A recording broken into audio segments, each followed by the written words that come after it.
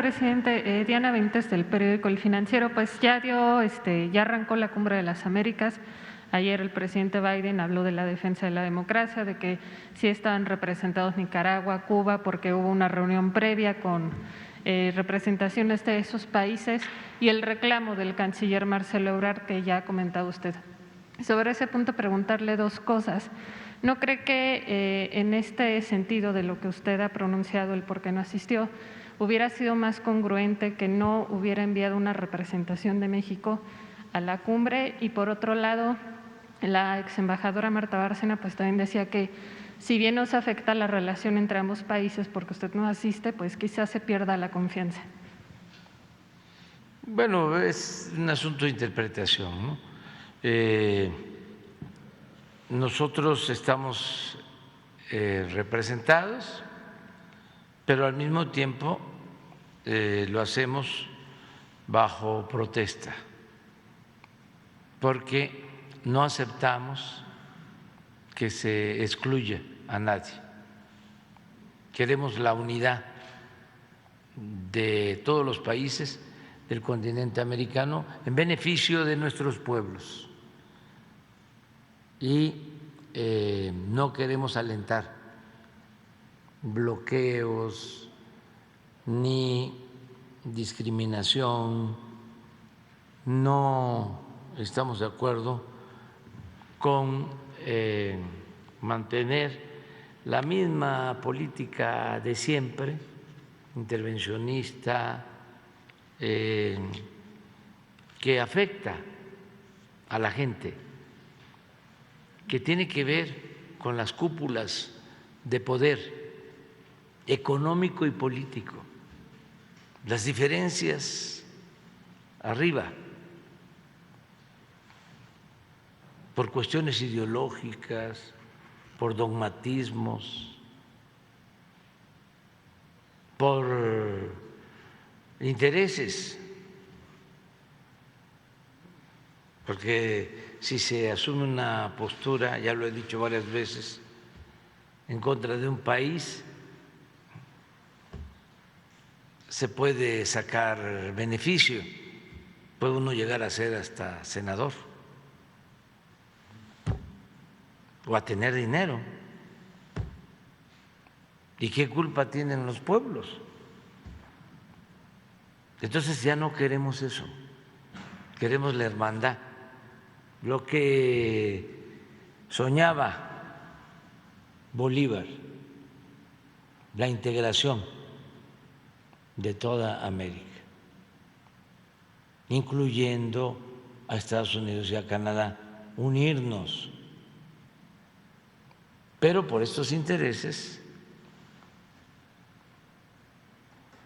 de grupos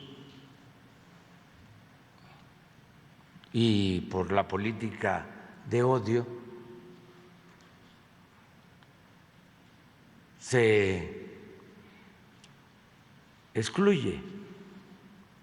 Ojalá y eso no siga sucediendo. Y si nosotros no hacemos nada porque cambie esa política hegemónica que no respeta la soberanía de los pueblos, la independencia de los países, si nosotros nos quedamos callados, pues eso va a continuar. Pero creo que es una política anacrónica, vieja y desde luego injusta, que hay que hacer a un lado y hay que inaugurar una etapa nueva en la relación de todos los pueblos y de los países hermanos del continente americano.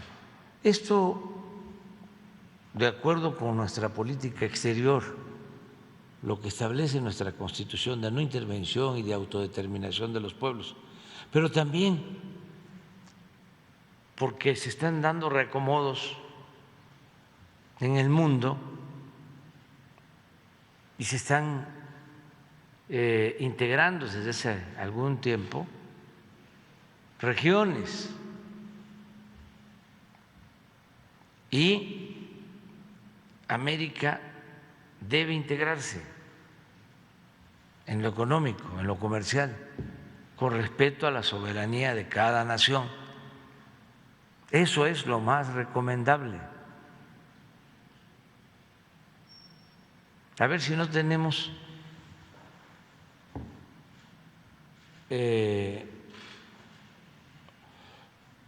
las esferas de influencia económica comercial en el mundo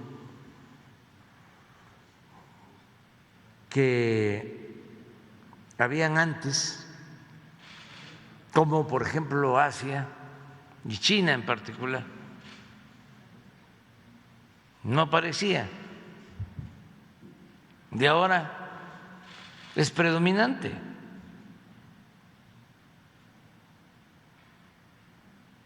Si continúa esa tendencia, nuestro pronóstico es que en 30 años China va a tener el dominio del 70% del comercio en el mundo. De América del Norte vamos a estar entre el 4 y el 10%. Y ese desequilibrio no queremos que se resuelva con la tentación del uso de la fuerza, con lo bélico. Entonces, ¿qué es lo más recomendable? Pensando en las nuevas generaciones y en la paz, que nos integremos en América y se constituya, porque hay mucho potencial, en una región fuerte en lo económico y en lo comercial. Y esto significa equilibrios, no predominio de ninguna nación, no hegemonías. Ese es nuestro planteamiento de fondo. Pero si va a seguir lo mismo en lo político, interviniendo, diciendo quién se porta bien y quién se porta mal, y con una actitud irrespetuosa de la soberanía de los pueblos, pues ¿cómo vamos a dar el otro paso hacia la integración económica con respeto a la soberanía? Pues ahí está, esto era el 60, obvio, o sea, Estados Unidos.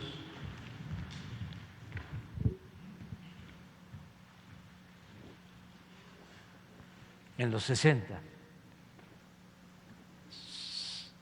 Adelante, la que sigue.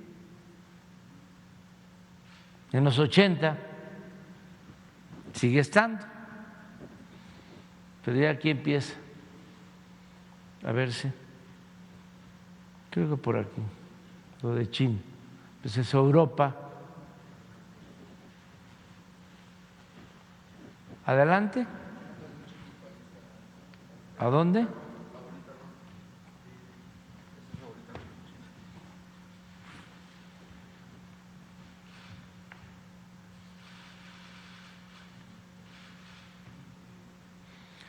Continúa. Ya empieza, mire. Sigue. Adelante.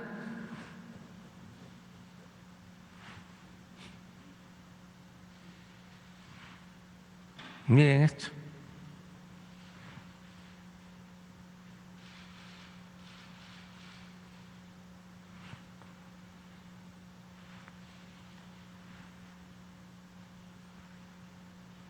¿Qué va a pasar hacia adelante si esta tendencia continúa? Porque legítimamente, tiene que haber libertad comercial. No puede haber guerras comerciales. Entonces, ¿cómo hacerle? Consolidarnos. Es evidente que se dispersan más fondos por la crisis de la pandemia en Estados Unidos, en América del Norte, y se llenan los puertos de Estados Unidos, del Pacífico, de mercancías de Asia. Y se llega al extremo de que como no se produce en América del Norte, ni en América en general, todo se tiene que comprar. Y si se necesita un refrigerador, una licuadora, hay que apuntarse y hay que esperar 6 meses. Ahora mismo, con la guerra en Ucrania, ¿cuánto se ha incrementado el gas? ¿Cómo está la inflación? ¿Cómo se resuelve el problema del gas, aún cuando de Estados Unidos se están enviando gas a Europa, congelándolo? No tienen instalaciones suficientes. Se ha incrementado la exportación de gas de Estados Unidos a Europa, pero no es suficiente. Y en el caso nuestro, pues se demuestra que tenemos que buscar la autosuficiencia. Pero esto lo podemos lograr si nos unimos. Y hay condiciones inmejorables, porque América tiene fuerza de trabajo, joven, creativa, muchos recursos naturales, mercado, tecnología, capital. ¿Qué es lo que hace falta entonces? Una nueva política. Pero no invitando a todos, no buscando la conciliación, no haciendo lo que en un tiempo se hizo en Europa, que de la Comunidad Europea pasó a la Unión Europea, que eso es lo que hay que hacer en América de acuerdo a nuestras características específicas por país, pero con respeto a nuestra independencia, nuestra soberanía, sin arrogancias, y también ya decirle a estos grupos al interior de Estados Unidos: bájenle, no estén pensando nada más en sus intereses, por legítimos que sean, que porque son hijos de cubanos que salieron cuando la revolución y que todavía tienen ese coraje, que no podemos perdonar, que no podemos pensar que con nuestras actitudes, con nuestra cerrazón con nuestros odios se está perjudicando a millones de personas?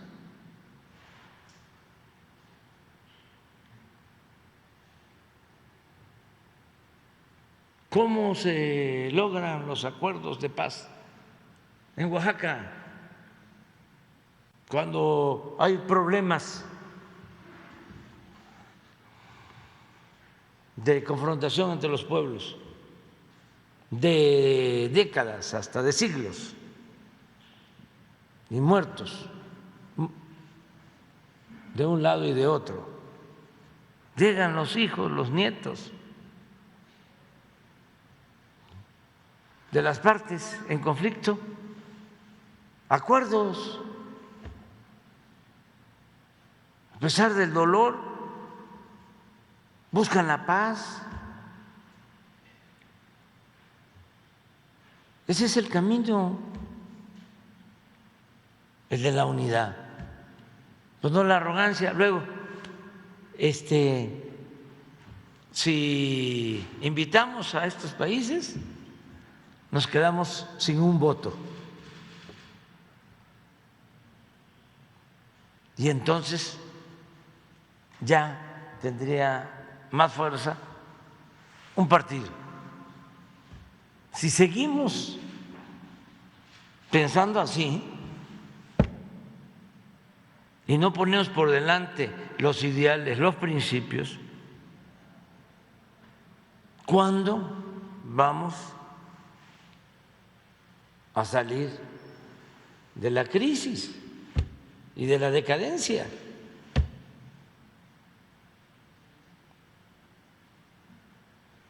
Es hasta lamentable que por el voto de un senador no podamos unirnos. La amenaza de un senador por los intereses de un partido. Entonces, toda esa política cupular, egoísta, en favor de los grupos de intereses creados, debe hacerse a un lado. Y hay que pensar en el pueblo, en la gente. Y también están equivocados quienes piensan que la gente va a seguir siendo manipulada como lo hacían antes, y que esa fórmula de que en víspera de las elecciones hay que hacer campaña en contra de los migrantes, porque eso da votos. Además de inmoral, eso no funciona. Y ahora lo vamos a demostrar, porque quiero ver qué paisano mexicano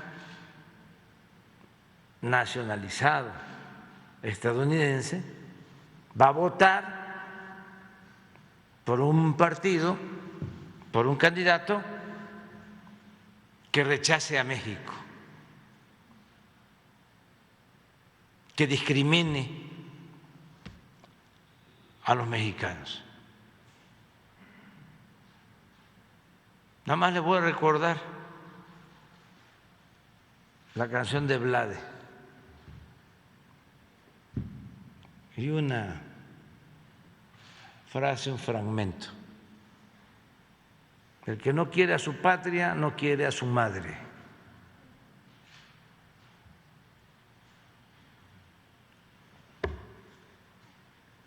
Entonces, eso es lo de la cumbre, y yo deseo que se trabaje bien en la cumbre. Le tenemos todo nuestro respeto al presidente Biden y entendemos sus circunstancias, porque, como decía Ortega y Gasset, es el hombre y su circunstancia. Nada más que también decía que si yo no cambio las circunstancias,